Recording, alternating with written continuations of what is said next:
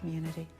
You wouldn't see very many African-American physicians in Columbus downtown, but you would see them on Mount Vernon Avenue. In this office, a black man who had a medical license on his wall was treating my grandmother. That was sort of a powerful thing for a kid. One of Columbus's first African-American doctors helped build this neighborhood. The building you're sitting in is the first African-American, first black hospital built in Columbus, Ohio. It was built by Drs. Method and Dr. Tribbett in the early 20s.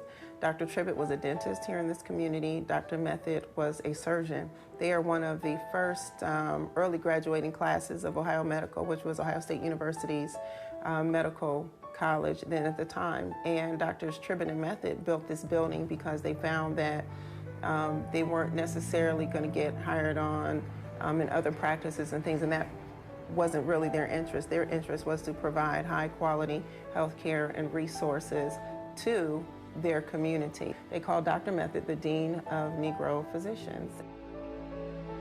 By 1930, this community had eclipsed other African-American neighborhoods in Columbus. It was An example of how this was a railroad community that was really being dominated by the Irish and African Americans and other groups that were coming in to work on the railroad. So it was clearly a segregated hospital early on, and then it will change to be a hotel at a later time. The neighborhood would become predominantly African American, but it was never exclusively so. Many of the city's movers and shakers built fine homes on streets such as Miami Avenue.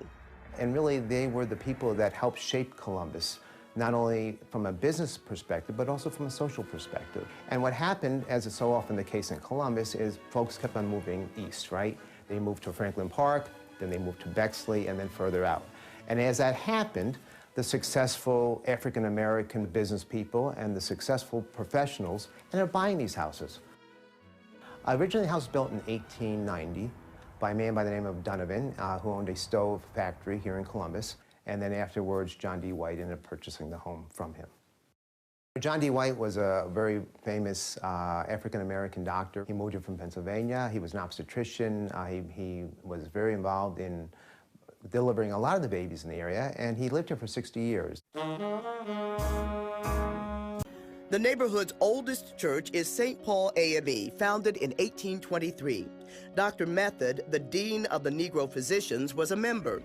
When the neighborhood found itself without a doctor, long after his hospital had closed, St. Paul's opened its own health clinic to serve the community. The early leaders at Second